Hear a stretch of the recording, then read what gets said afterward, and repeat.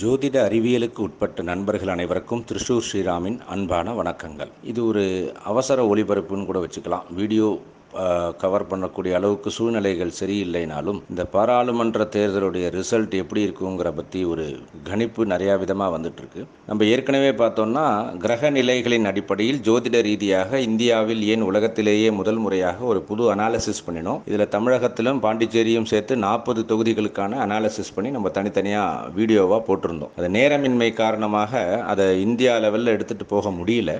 But இருந்தாலும் அதற்கு நல்ல ஒரு வரவேற்பு, அதை பாராட்டினவங்க மட்டும் இல்லாமல் இது இந்தியா லெவலில் எப்படியாவது கொடுங்க, ஒரு புது முயற்சி நல்லா இருக்குன்னு எல்லாரும் சொன்னதுனால ஒரு அனாலிட்டிக்கல் மட்டும் பண்ணி வச்சுருந்தோம். இந்த சூழ்நிலையில் இந்த எக்ஸிட் போல்ஸ் ரெஸ்ட்ரிக்ஷன்ஸ்லாம் ஏதோ சுப்ரீம் கோர்ட்டோட வழிமுறையில் நிறையா இருக்குங்கிறதுனால நம்ம அதை பதிவாக பண்ண முடியல.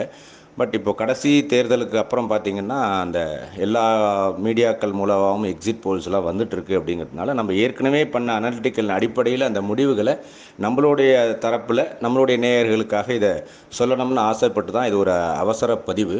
ஏற்கனவே நான் சொல்லியிருக்கேன், பட் இருந்தாலும் ஞாபகப்படுத்துகிறேன். இது எப்படியான அப்ரோச் அப்படின்னு சொன்னோன்னா, அந்த கட்சிகளுக்கான ஜாதகம், எந்தெந்த தொகுதிகளில் எலெக்ஷன் நடந்ததோ அந்த தொகுதிகளுக்கான ஜாதகம், அந்தந்த தொகுதிகளுக்கு வேறு வேறு நாட்களில் நடந்த அந்த தேர்தல் நேரத்தில், அந்த தேர்தல் நாளில் இல்லை கிரக நிலைகள், இது எல்லாத்தையுமா சேர்த்து இந்த கிரக நிலைகளின் அடிப்படையில் இது ஒரு கணிப்பு.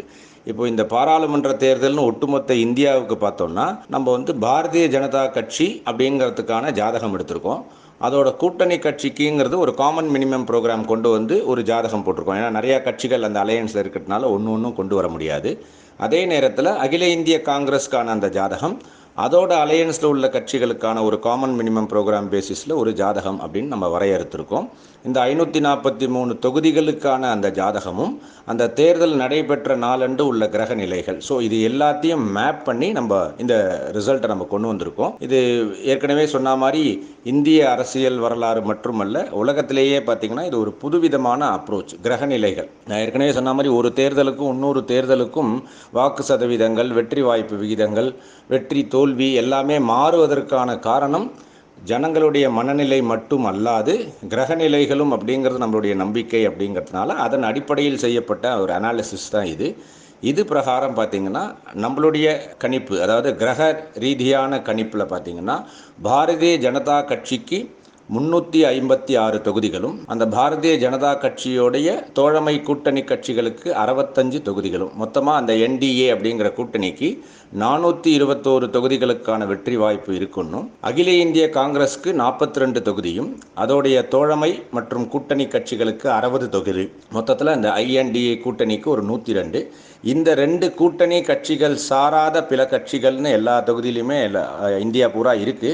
அவர்களுடைய பங்களிப்பாக ஒரு 20 சீட் வரும் அப்படிங்கிறது நம்மளுடைய கணிப்பு. இது முற்றிலும் கிரகநிலையின் அடிப்படையில் சொல்லப்பட்டது. திருப்பி ஒரு தடவை சொல்றேன். பிஜேபி 356, அவங்களுடைய அலையன்ஸ் பார்ட்டிஸ் 65, ஓவராலாக என்டிஏ 421, இந்தியன் நேஷனல் காங்கிரஸ் 42, அதோட alliance parties 60, so overall INDIA கூட்டணிக்கு 102.